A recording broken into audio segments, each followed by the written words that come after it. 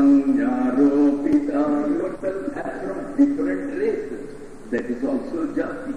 And the same jati, if it is extended another way, you will say, well, I am a Brahmin, I am a Kshatriya, I am a warrior type, I belong to the warrior group, I belong to the business community, I am a Vaishya. Like that, you have got the various jatis. You leave that. There are some modern jatis which have come. You find associations of chartered accountants.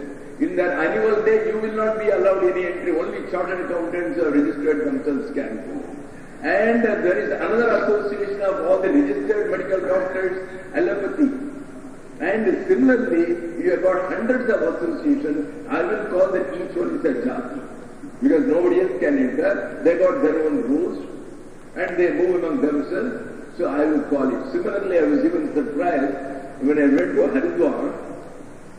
And I went to an ashram. They said, Swamiji, do you have an identity card? I said, Swamiji is having identity cards, I never heard of it. He said, no. There is an association of all the Swamijis here, so we have given them identity card, only they are entitled for diksha here. I said, oh, so we have also been unionized, the beggars have been unionized, I thought. So it is like that. So he says, Nana Upadhi Vasadeva Jati Brahmashraya. He says, that when your names are different, each one of them has been given a different race, different jati, and then each one is being given a different station in life. Somebody is called, oh, he is a bachelor. Somebody is called, oh, he is a householder. Somebody is called, he is a monk. Somebody is called, oh, he is living a life in the forest. Yes, a life of seclusion in the forest, known as Vanaprastha. So everything differs. Your race differs, your names differ, and your stations differ. When all these things differ and each one is convinced that I belong to this race, I belong to this community, I belong to this name, when all these things are there, how is it possible to get liberated? I think it is not possible. Jiva has always to remain bound. This was the question of the disciple. Again he says, look here, even all these names have been imagined. There is nothing called a race. Where is it given this is called a race? It is you who have given a race that people with such and such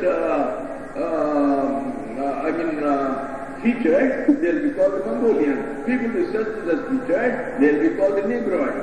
It is you who has given all those things. You categorize them into various things. That is all. So they are again imagined. They are all into the upadhis. Because of the body, so you have given all these. If there was no body, will you call somebody as Negroids? Will you call somebody as a Romanian? Will you call somebody as a European? His consciousness cannot be divided. Because unnecessarily it has got a body, so you are dividing it as you want, and you have imagined certain divisions, and you have made it. So, Nanopadi Vasat Eva. Only because of the various limiting adjuncts like the body, mind, intellect, etc. Jati, Nama, Ashramadeyaha. All these things have also been imagined on those bodies. Because of the body only, Jati means the various races, Nama means the various names which each has got, then Ashramadeyaha.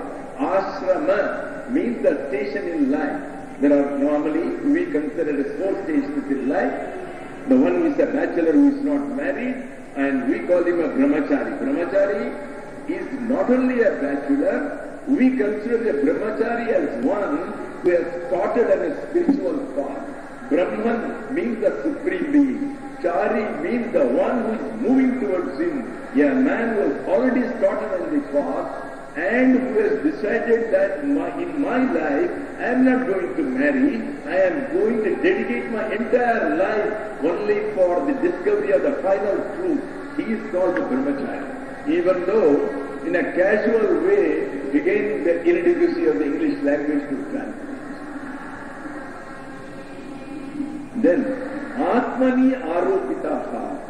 So because of this adjunct, all these things have been superimposed only under Atma. There is only Atma. And over that you call somebody as Richard, somebody as Dick, somebody as Harry, Somebody has Mr. Stone, somebody has Mr. something else. So these are all only your own imagination which are superimposed on somebody. So Atmani Aropitaha. Aropitaha means they have all been by imagination superimposed. How? An example. Goye Ratavarna Vidheta. Supposing you get mineral water bottle, it is pure, it is tasteless, it is colorless. But supposing you were to put a little of lime juice, lemon juice in it, or supposing you were to add a little of coffee powder in that, or supposing you were to add some fruit juice powder, some rasana powder, which have got different colors, something which has got is orange in color, you put some other color which makes it green-like, and then you drink it. But the water's original quality has not been changed. This has only been added. This is what is called a superimposition. The water retains its original quality, namely colorlessness and tastelessness. But you have added these things. So rasa varnadeha. Rasa means taste. You can add any taste. The coffee taste, the chocolate taste. You add anything to the water. Or varna. Varna means the colors. Adeha means etc. etc. You can add anything else. You add some syrup, then it looks sweet. Instead you add some juice of the neem leaves, it will look bitter. But then bitterness is not the quality of the water. It has been superimposed on that. So this is what he has told. With this we close the day.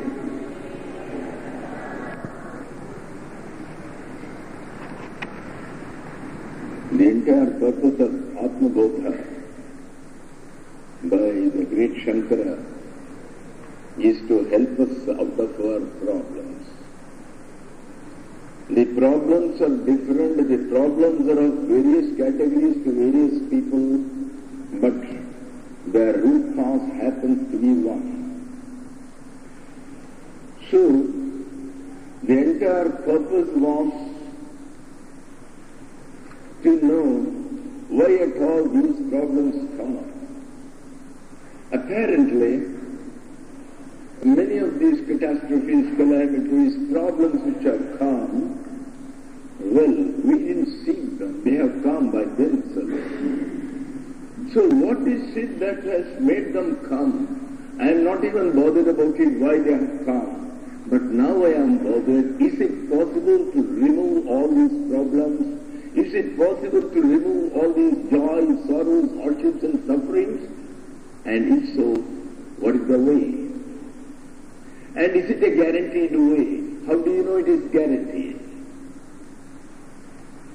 Now, the main thing he said was,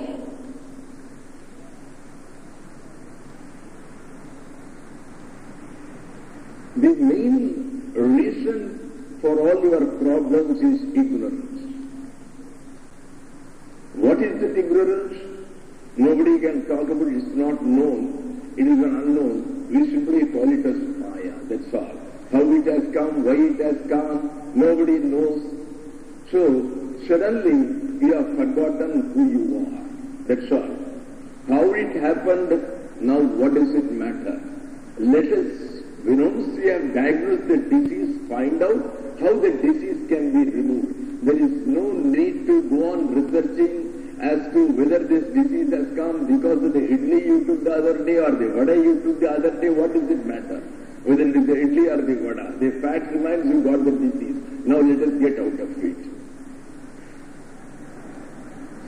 So, then he says, this Maya, it is because the entire thing, there is only one. You can't miss it. There is only one Supreme Being who is the material cause over which the illusion of a world has come. The illusion of different souls have been built up. Actually, there are no different souls. There are no different varieties of objects of the world. There is only one which is the Supreme Consciousness, which is the ultimate Supreme Being. Why is it I am unable to see? Again he uses the same word, which is all due to the Maya. All right. Let the Maya cover the entire world. I am not bothered if I am unable to see it. But why can't I see it in myself? If I am also that, then why can't I see it myself? Then again he says, look here, you are not separate from that world in this sense. You means, this body is not separate from this sense. This body is part of this world. Whatever you are able to see, that is all part of the drishya. That is all part of the knowable, the scene. This is all part of the scenery which you are seeing. These are all the objective world. So your body is also part of the objective world. So you may not be bothered about other things in the world. The plant may not affect you, the pillars may not affect you, the fan may not affect you, but that portion of the world which is intimately covering you, which is called the body, that is your limiting adjunct, and that is what is troubling you, because of which you are unable to see your own self. The word self, that means Atma. Atman, soul, self, God, we may consider them all as equivalent terms. Only thing is, according to the taste of people, we are using the different words. Atman or Atma. It is used in both the ways. So the Atman or the Atma, it refers to the individualized soul. It doesn't refer to the oversoul or the Paramatma. He is called the supreme soul. Because here we are finding as if each one is different, so we call it the Atman or the individual soul. And that is actually the self. That is what I am. I am not the body, I am not the intellect, I am that self. What is that self? So we have not come face to face with it. And now he is now going to discuss as to, we are not bothered about the world, but at least, please tell me how to uncover this world which is around me and which is intimately surrounding me. How can I get out of this? Is this the only envelope? He says, this is not the only envelope which is enveloping you or covering you or hiding your real self. There are three bodies which are covering you. You think that there is only one body, but there are three bodies. The body which you are able to see, made up of flesh and bones, containing all the various senses, this is only the gross body made up of matter. And naturally, matter being solid, to penetrate through it is itself going to be a great difficulty. To penetrate through energy is perhaps easier because it is something like a gaseous product. You can penetrate through a gas. You can just pass through a gas. Even if this room is full of some gas, from one end to another, I can run and I can come out of the gas. But supposing I am covered with all the four sides of brick walls which have been framed, I can't come out of it. It is difficult to come out of it. So, the most difficult part to start with is this gross body. It is that which is hiding. And it is hiding it not in any ordinary way in which you are talking about. It is hiding us in a very subtle psychological way. The psychological way is, I will call it as twofold way. That is, Atman is so pure. Put a lot of dust over it. How can you see the Atman? So this body, it is a place where you can accumulate all the dusts. A lot of dust is accumulated in the form of raga dvesha, in the form of likes, in the form of dislikes, in the form of pleasures, in the form of sorrows, in the form of heat, in the form of cold, all sorts of these pairs of opposites which are called dvandva. Dvandva represents the pairs of opposites, like joys and sorrows, like pains and pleasures, like heat and cold. So, with all these things, you are so much worried about these things, where is the time for you to contemplate about this self? So the first point is, you will have to remove the dirt beautifully. Then, through all the bodies, one within another is that body. And once you clean the first body, when it becomes transparent, once you remove all the muck and dirt which has accumulated over it, then you can see the other beautiful body, which is a second fortress. So that is again equally as powerful as this solid body. So the solid body, to get out of it, as I said, there are two methods. One is rub it constantly, make it dust free.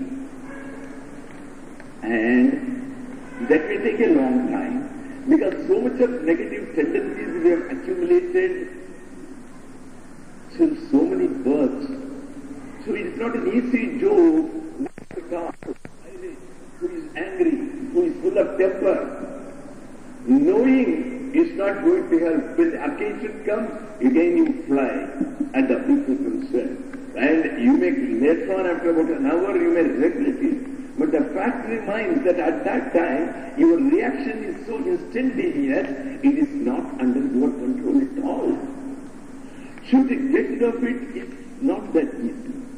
Then apart from it, the inside is what you call a subtle body. You see, the modern parapsychologists, they have come up with various types of bodies. Not only the subtle body, they call it the aerial body, they call it the ethereal body, and they come up with various bodies. But we are not concerned with them, they are all imaginations. But then we will say that these are facts. Yes, these are facts. Because these beautiful techniques as to how to get out of these upadhis, these limiting adjuncts, like these bodies. One is the gross body, the other is the subtle body. Then if you go still further inside, still is another body which is called the causal body. The body which is ultimately the cause of all the things. That is the root cause, that is the root, that is the base root from which all our troubles have emanated, including this body. That we are going to deal with one by one. And now, in the first one, we are going to deal with the first body. How can you get over this fortress? You should know what are the weak points, what are the strong points, what this fortress is made up of. Is it cement? Is it bricks and mortar? Or is it made up of some particular metal? So how can we attack it? So your strategy will be based upon the nature of the body. So one has to know the nature of these bodies in order to plan a strategy of attack so that we can attack them and then come face to face with our own self, which we have forgotten. So, the first one starts with the Sthula Sharira. Sthula Sharira means the gross body which is made up of matter as opposed to energy. We are in the 12th. Panchikrata Mahabhuta Sambhavam Karma Sanghitam Shariram Sukha Dukkhanam Bhoga Yatana Mukhyate. Now he is telling the first upadhis, because earlier he was again and again telling first Maya, and then how the Maya works. The Maya has created certain limiting adjuncts which are limiting the unlimited, which are making invisible that one which can be seen by all, which is a self-evident principle which has been completely hidden like. So, Panchikrita Mahabhuta Sambhavam Karma Sangitam. How, you see, there are two things you should know when you want to know the nature of the body. Where from it has emanated, what is the source. Once you know the source, you may be able to get some plan, some strategy to attack it. And then you would like to know what are the characteristics now, what is the function this body is now doing.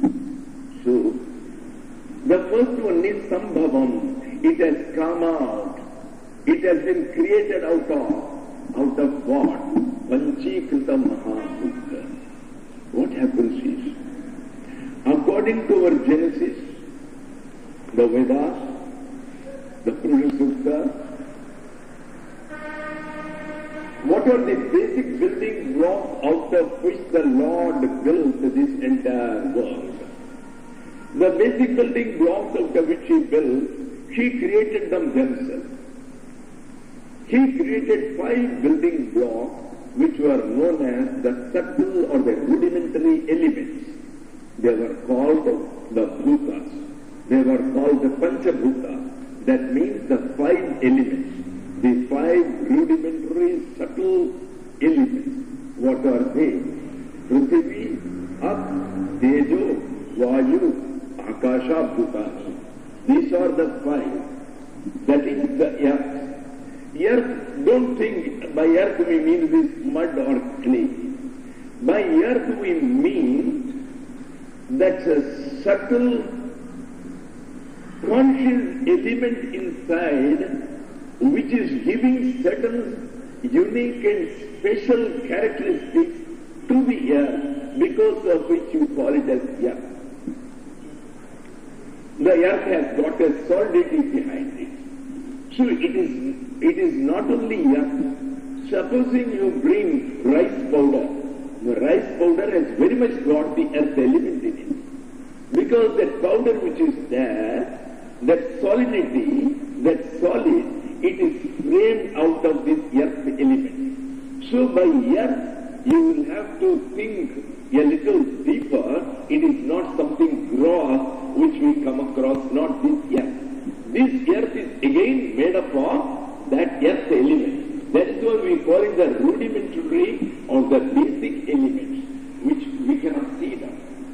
They are all subtle. So, earth is one such thing. Then, the next one is water. It is going in the opposite direction from which they came out. According to the Shastras, Akasha, Vayu, the first one which was there was only the space. The first creation by the Lord was space. When you had a dream, in the dream when you saw certain people standing, that means you have already built the room or the ground on which for those people to stand. So you have started by creating a space, and then only you created the various people in your dreams. So the space and time happens to be the very first of the creation, and then only the rest of the things come. One is the x-axis and the other is the y-axis and the graph. So, earth, the next element is air. Air means again, don't think it is the wind which comes out of the fan.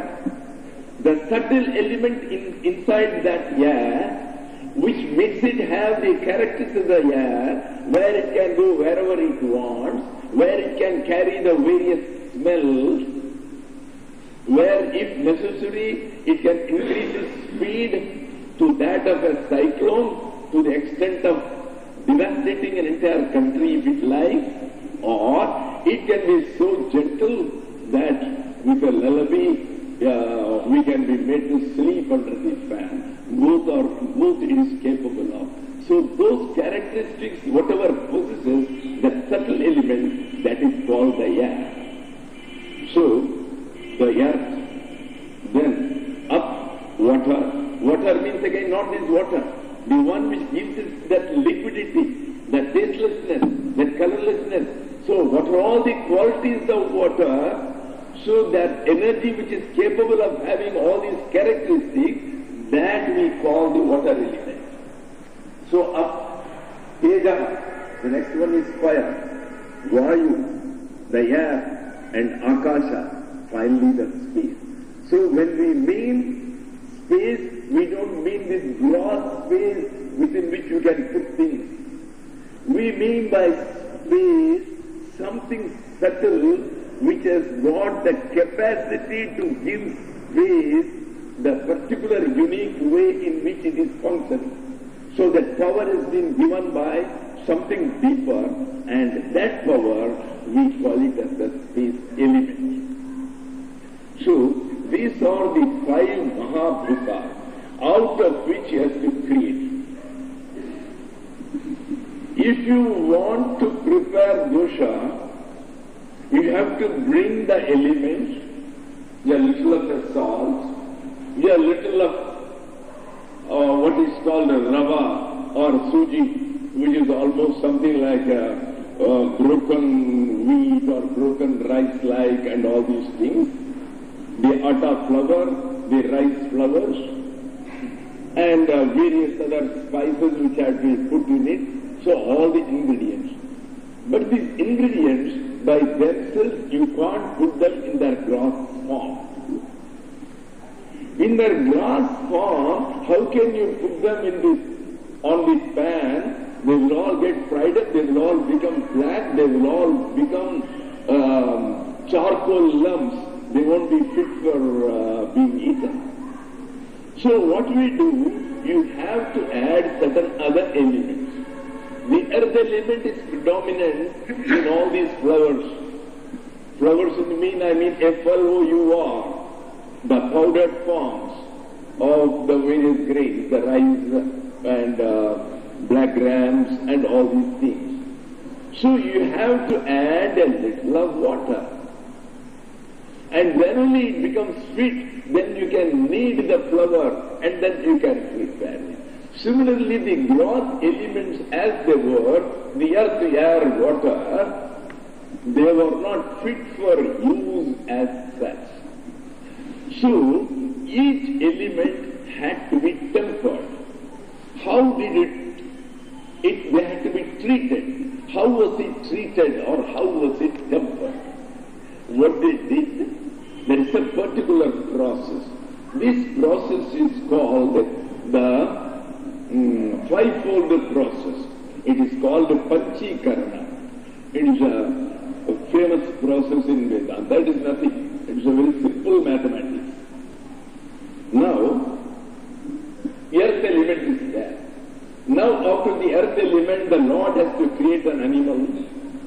To create an animal, he has to create muscle, he has to create tendons, he has to create blood, and inside the blood he has to create what is called RNA, he has to prepare DNA, within the DNA he has to prepare the gene, and God knows what not. So he has to do all these things. For that purpose, what he did, now here, water, fire, all these things are there. Now divide each one of the elements into half, two halves. The earth element is there, the entire earth element, which he has now accumulated, with which he is going to make this entire world. Divide it into two halves, keep them separately. One half will be the movable half, the other half you will keep it fixed at one place. So let the first half be called the fixed half, let the other half be called the movable half. Now, similarly, you treat with water. The water element is there, divide into two parts, keep them separately. Then fire element is there. Whatever quantum of fire element you have created, divide it into two parts, keep them separately. Thus, all the five elements, each one of them has been divided into two equal parts. Now, whatever is fixed, we are not going to touch now. Take the other half of the earth element, the movable part, that half you take, and again divide that half into four equal parts. The second half, you divide them into four equal parts. Now there are four more elements. Take one part and add it to the movable, to the fixed part of the other four elements. Now earth, you have got 4 parts of the other half. So take one part, put it along with the fixed half of fire. Take another part, put it with the fixed part of air. Take another part, put it with the fixed part of space. So like that, allocate all these 4 parts to those 4 elements. Similarly you do with the 4 parts of each. Now you come to air. Now air we have already made into 2 parts. The fixed part and the movable part. The movable part you have divided into 4 parts again. You take one part and put it along with the fixed portion, that half of the earth. You take the other one and put it along with the fire, that other half of the fire. Now finally, what will remain there? You will find under earth element, there is a heading, earth element kept in the shell. So there will be a half of that original earth element. Along with it, you will find that one part which has come from fire, one part which has come from space, one part which has come from air, so that 1/4 of each has also come. Now, in other words, earth element is not earth alone, even though the earth is predominant and 50% of it is earth element in the earth. But now, the other 50% consists of the rest of the 4 elements. The rest of the 4 elements it consists of. In other words, you will find the earth element is equal to half of the earth element which was fixed, which you have kept it. Along with it, that one part which you took, it is 1/4 of half. You have already divided into the half. Out of the half you divide into 4 parts. That means each part is equal to 1/8 of the total. So 1/8 of the air has gone to the earth element. 1/8 of the space has gone to the earth element. 1/8 of the fire has gone to the earth element. Thus, earth element under that shell you will find that fixed portion, that half of air, half E, plus you will find 1/4 of water, 1/4 of fire, then 1/4 of space, 1/4 of air. So all these, so that 1/4 means actually it is 1/8. It is 1/4 of half. In other words, it is 1/8. So you will find half E plus 1/8 of fire, 1/8 of air, 1/8 of space, etc. So 4 1/8 will become another half. So half plus half, now there is one portion which consists of half the earth and the rest 50% made up equally of the rest of the 4 elements. Thus, if you take air, it contains half of the air element plus 1/8 each of the rest of the 4 elements. When you take space, the space element will consist of half of the original space quantum which has been manufactured plus 1/8 each of the rest of the elements. So in other words, none of them is purely earth, none of them is purely air, none of them is purely fire. Any portion has got a predominance of that element plus a portion each of the rest of the elements. Now only this building block will be viable. When you have added all these things and needed them, that which was subtle, that which cannot be seen, now it has become gross. Now you can see, and that you call it as earth.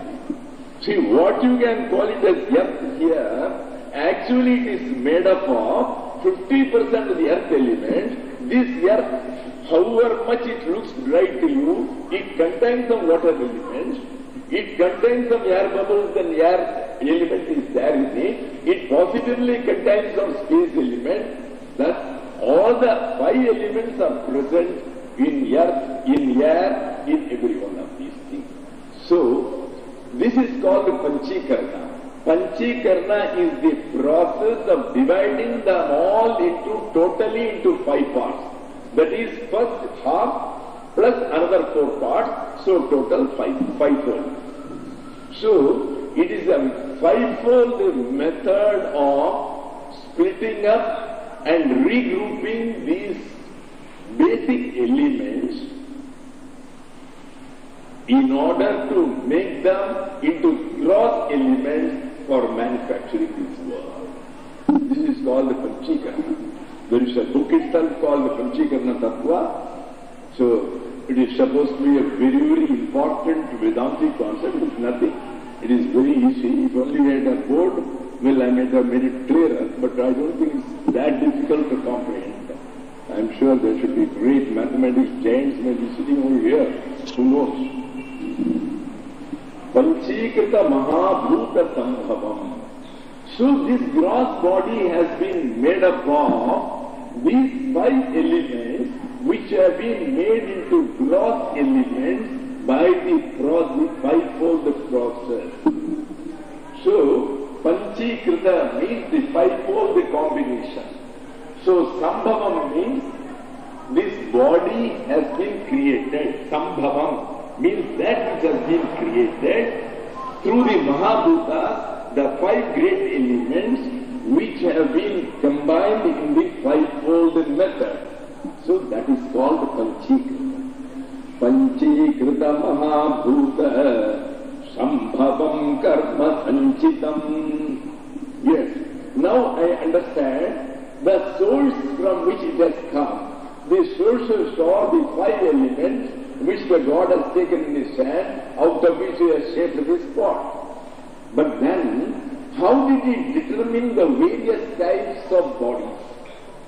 A body which from the 8th year onwards was subject to arthritis problem. Another body which from the age of 20 developed a diabetes problem. The doctor said it was in the genes. It was not because the child has taken much of sugar. In fact, the child was detesting sugar from the very beginning and still it gone. So these various types of bodies, there is some body which is allergic to scent, there is some body which is allergic to some flowers. So the various types of bodies with various colors, with various characteristics, with various constitution. So, why was it prepared in such different manner? Why these different bodies? See, just as a potter makes a pot, you can't distinguish one pot from another, one pot looks like the other. You could have made us all into the same shape. You can't distinguish a Shantananda from a Krishna, from a Raman, Raman from a Ramanan, so all will look alike. Then we have only to call them by a number, identity thought, number 1, number 2, that's all. So, this is because of karma sanchitam. It is because in the previous births you had done some good and bad deeds for which you have to reap the fruits in this birth.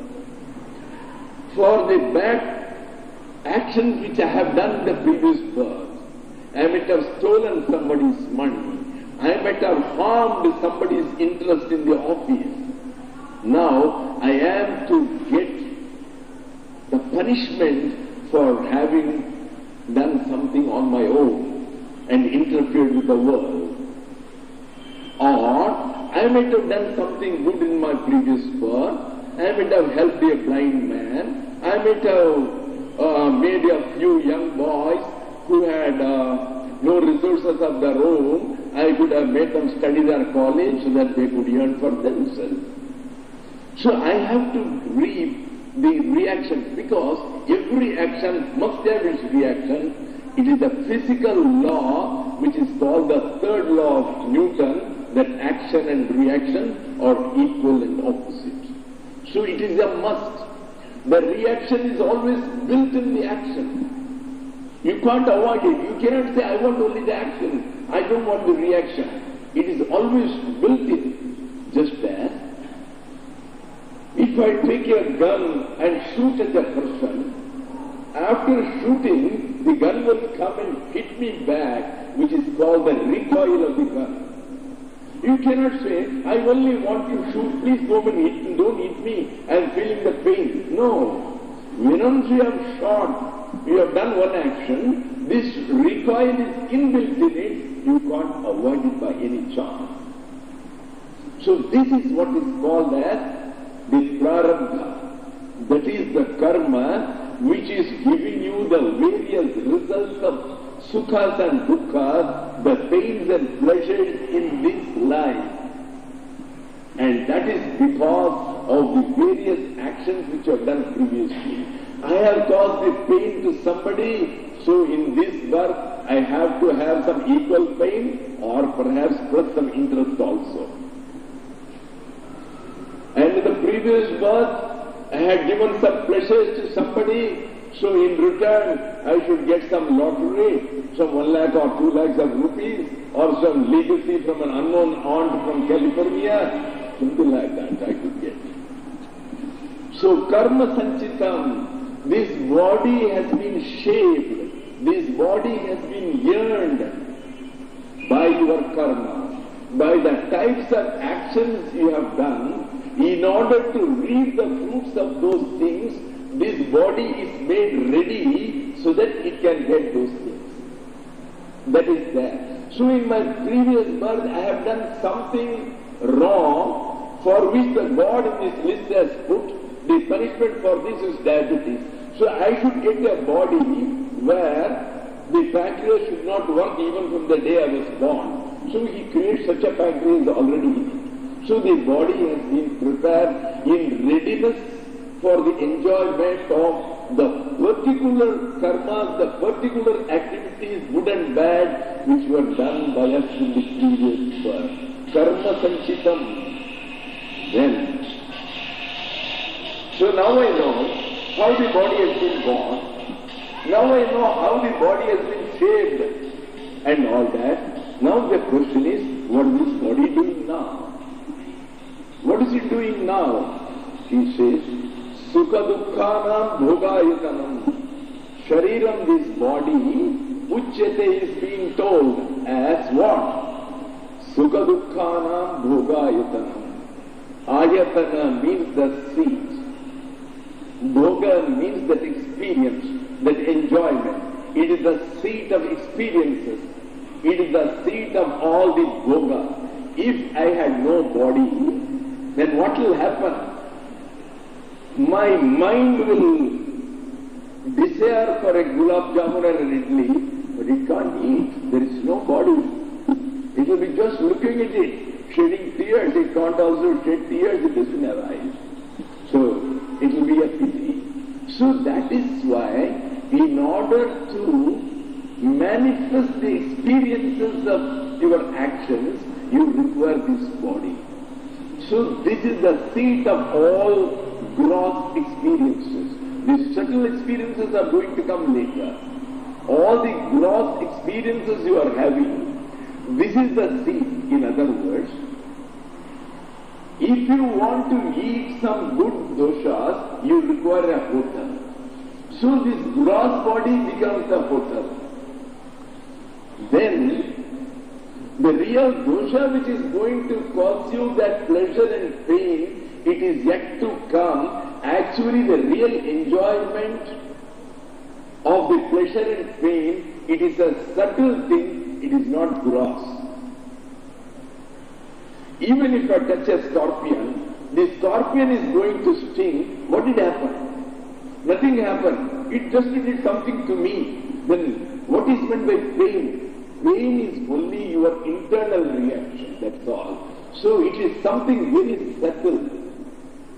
Or you found that your son had gone to America and has married a German lady. You being an Orthodox Brahmin, you feel that all your people will be looking at disgust on you and you become so unhappy. What is that unhappiness? That unhappiness is not something which somebody has given. Neither your son is capable of giving you unhappiness, nor your daughter-in-law is capable of giving unhappiness. Only you are capable of giving unhappiness to you. It is only your heart's reaction. It is you who are worried about it. There is a standard story in our Vedanta. The standard story is the two chaps.